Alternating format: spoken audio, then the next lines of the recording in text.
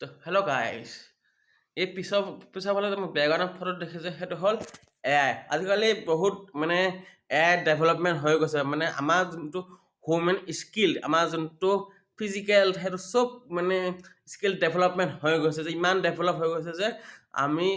human ৰবটিং women robots AI সকলো বস্তু মানে বনাইছোঁ নিজৰ সুবিধাৰ কাৰণে কিন্তু লাহে লাহে এইবিলাক ইমানে ডেভেলপ হৈ যাব ইমান ডেভেলপ হৈ যাব যে আমাৰ মানুহখিনিৰ বাবে মানে কৰিবলৈতো একো নাথাকিবই বাৰু যিহেতু এটা লাহে লাহে ৰবটিং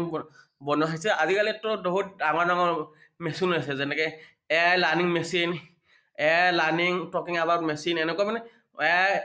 AI বনাব পৰা মেচিন বা ৰবটিং মেচিন এইবিলাক বহুত বিভিন্ন ধৰণৰ মেচিনবিলাক হৈছে যোনবিলাক আমি নিজৰ সুবিধা অনুসাৰে আমি AI বনাব পাওঁ বা যিকোনো আজিকালিতো AI গাৰ্লফ্ৰেণ্ড বা বয়ফ্ৰেণ্ড এনেকুৱা চফ্টৱেৰো ওলাইছে এপবিলাক